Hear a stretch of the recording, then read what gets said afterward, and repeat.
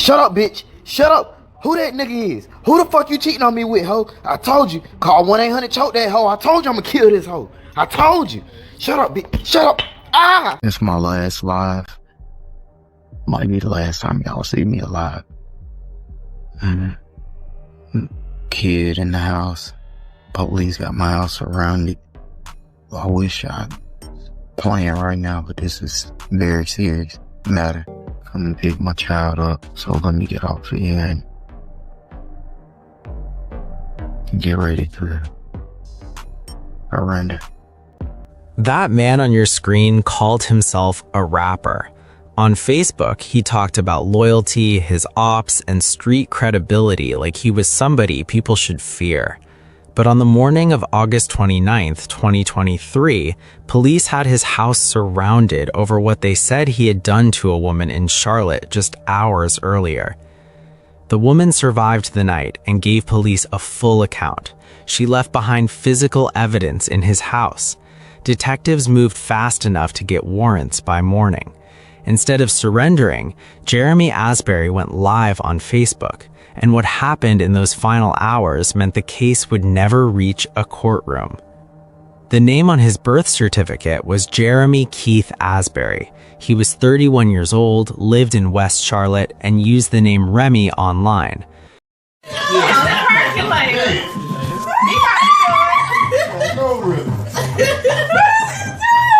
Jeremy.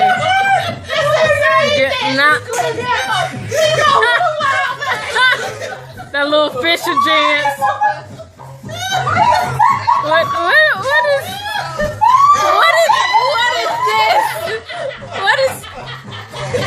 What is this?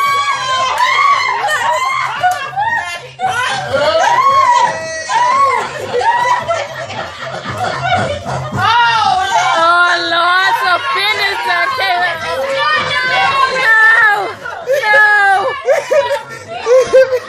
What matters here is that while he styled himself like a rap figure on social media, his documented public record was far more real than that persona. It was a record of violence. Jeremy Asbury's official record included robbery with a dangerous weapon, assault on a female, and assault with a deadly weapon. The pattern matters because the system had already been given a chance to interrupt it years before the Charlotte case, and it failed. That kind of record does not develop overnight. It builds through a series of choices, each one normalized by the absence of real consequences.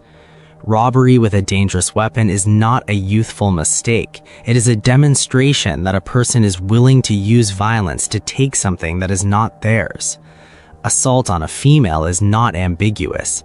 Assault with a deadly weapon leaves no room for interpretation. Stack those three things together and what you have is a portrait of a man who had been told repeatedly by his own behavior and by the systems that processed it that the world around him was something to be taken by force. This is my car salesman right here. No, I do not know how to use the cruise control, bitch. How to use the cruise control on this car you just sold me. Listen, you get up to your speed, you press set. You actually press cruise, then you press set. So what this plus and minus, that's how you decrease you can shift. Your shifters, you can decrease in I speed feel up. old as hell. I'm used to hoop these. I'm not used to driving on nice shit. You got some like new this. shit, so there you go. See, press it on, press it off. And to cancel the speed that you sit at, this one. This is your mode. You can change it from up here.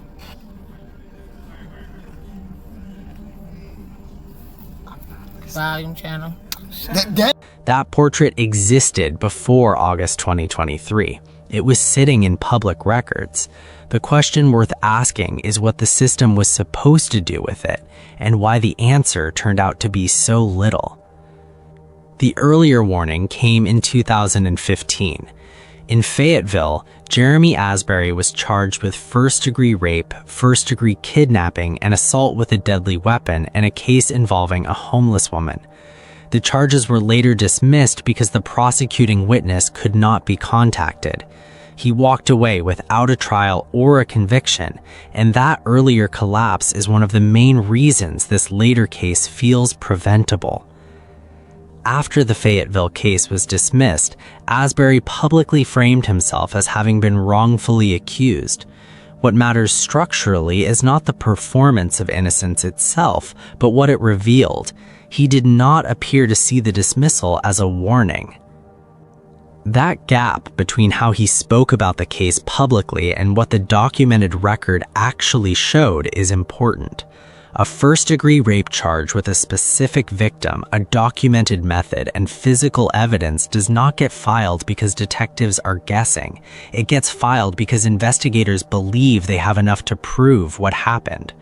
The dismissal was procedural. The prosecuting witness could not be located, not exonerating. Those are two completely different things. And yet the public framing that followed treated them as equivalent.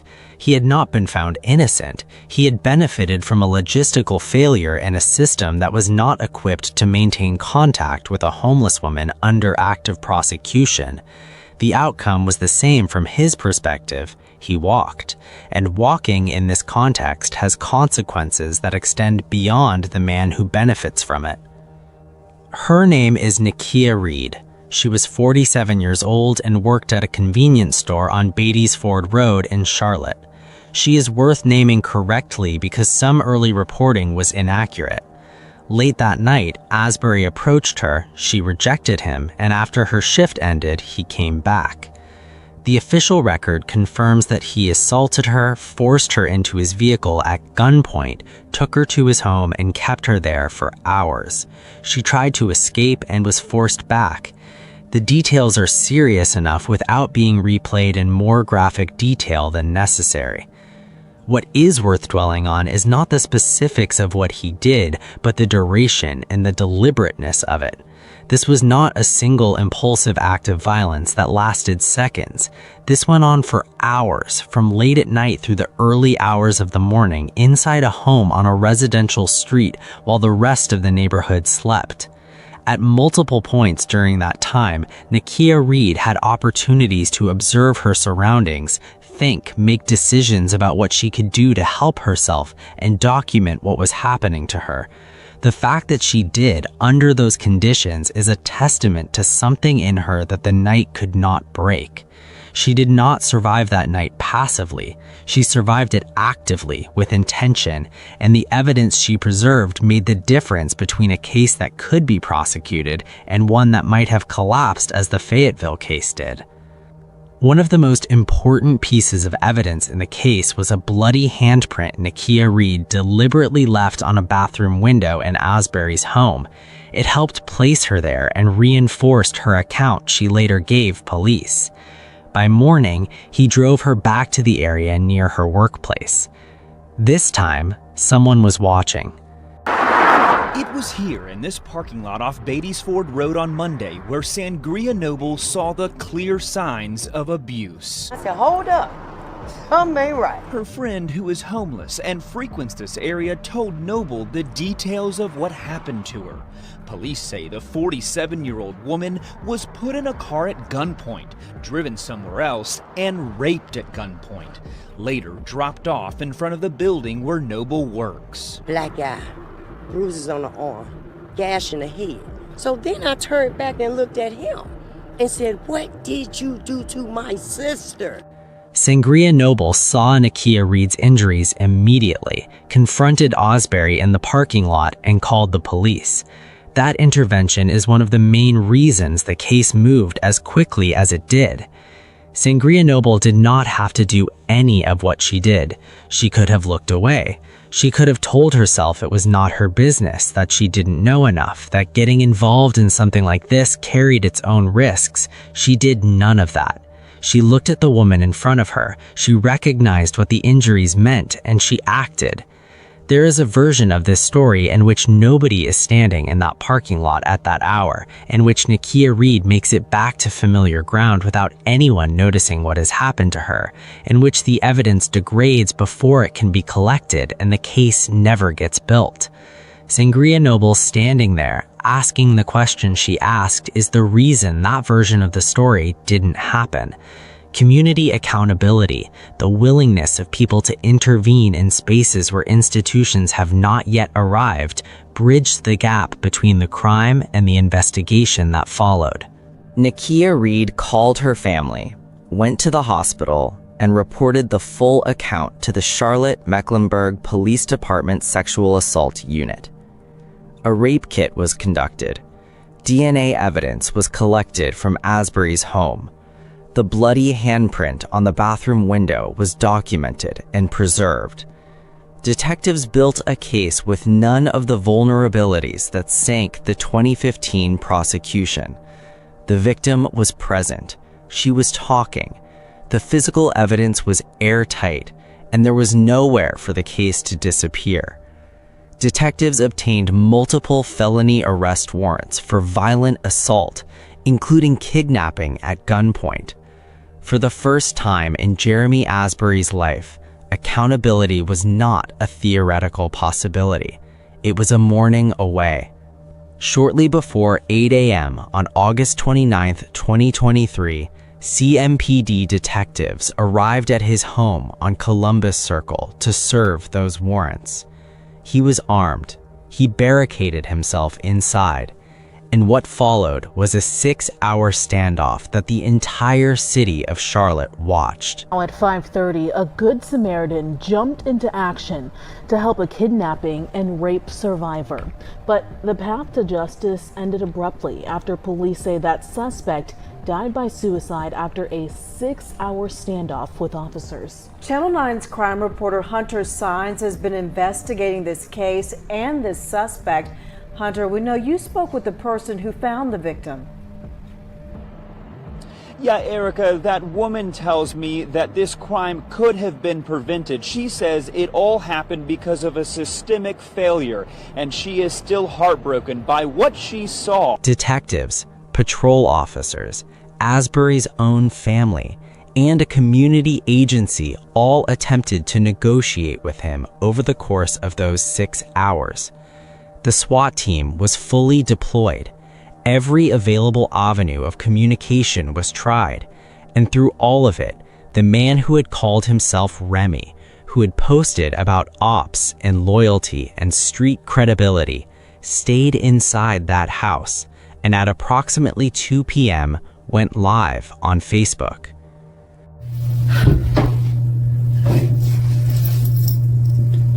Lawrence, please hurry up and get here so you can get my child, bro.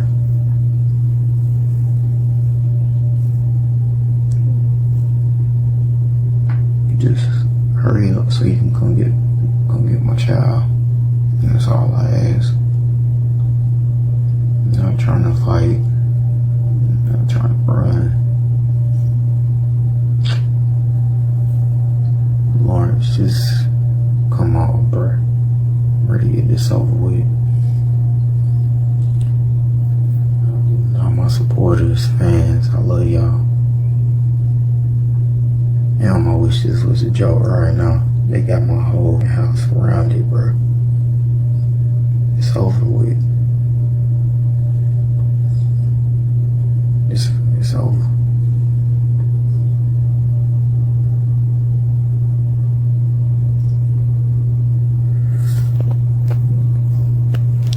Detectives and all that shit out here.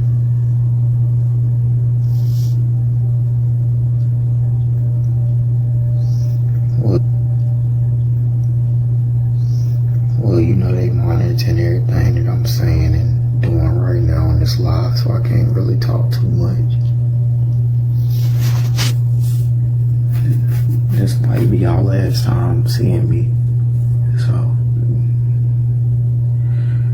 just waiting on my people to come up here and get my baby. So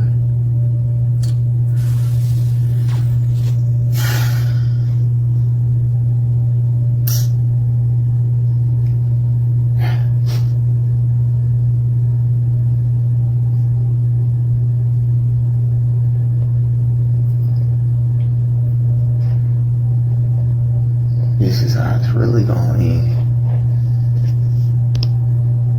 It's all good.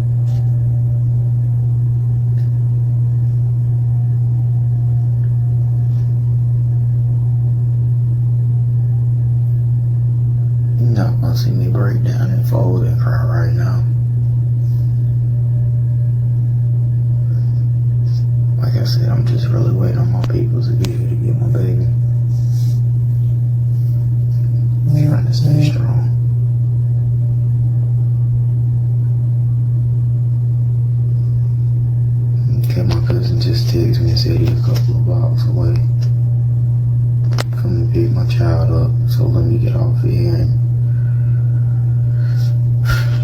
get ready to surrender. After he ended the live, his cousin arrived to pick up his daughter. Not long after, officers heard a gunshot from inside the house. SWAT and medics entered and found Jeremy Asbury with a self-inflicted gunshot wound. He later died at the hospital. That ended the case before it could ever reach trial. Detectives had built a strong evidentiary record, but Nakia Reed would never get to see a courtroom verdict. That is a specific kind of cruelty that deserves to be named. What the community and local advocates were left with after his death was a conversation that was always bigger than Jeremy Asbury specifically. Sangria Noble and local activist Diana Powell had already begun pushing that conversation publicly before the standoff even ended, and what they were saying was uncomfortable but necessary. On the front end, maybe it would have prevented situations like this. Some housing that may have lessened her chances of being abducted and victimized and kidnapped and harmed, because she would never forget this for the rest of her life.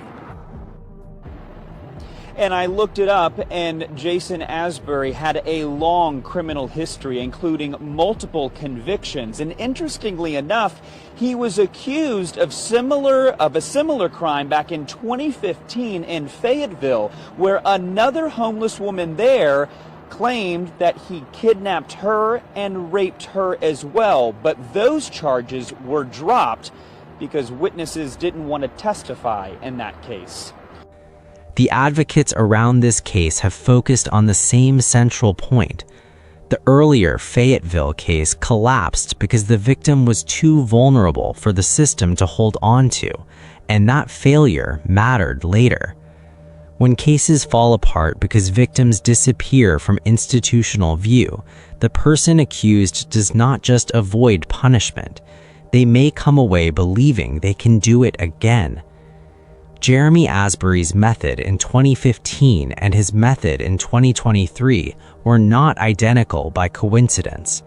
The selection of a vulnerable target, the use of a vehicle, the eventual release near a familiar location, these were repeated because the first time produced no consequences. The Fayetteville victim did not fail to testify because she was unreliable. She disappeared from the process because it was not built to hold on to someone in her situation. That distinction is the one advocates like Noble and Powell are demanding that Charlotte and cities like it reckon with seriously, not as an abstract policy conversation, but as a concrete obligation to the women who are most at risk. Do you think the 2015 dismissal was the point where the system failed most clearly in this case? Shut up, bitch. Shut up. Who that nigga is? Who the fuck you cheating on me with, ho? I told you. Call 1-800-CHOKE that hoe. I told you I'm gonna kill this hoe. I told you. Shut up, bitch. Shut up.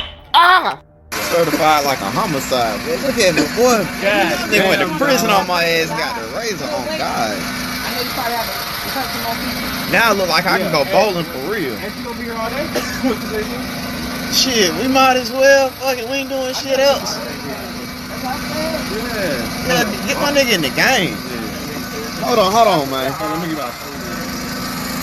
Oh yeah.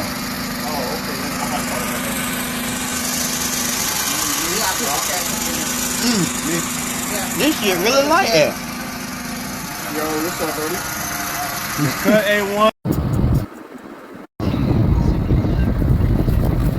Haha, nigga. Bitch.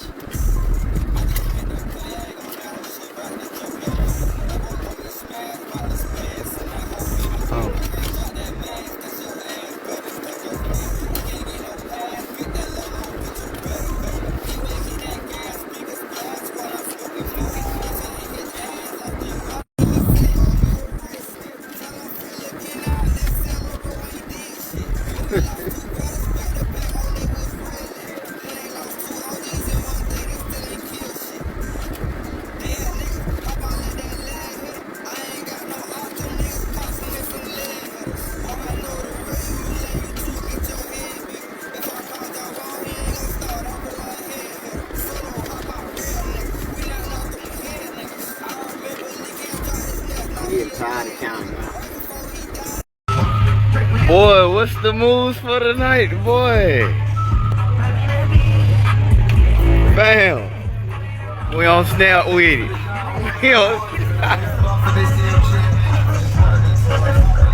This nigga got me way down here in West Bumblefuck. Cuz, where is he at? What's the name of this town again? Utah. Man, I'm in goddamn Utahville. What the fuck? Utahville, goddamn South Carolina. I'm in this bitch. Y'all holler at your boy. Down here stranded. And I ain't stranded. I feel like it. Drop your thoughts in the comments below, and the next video is already on your screen.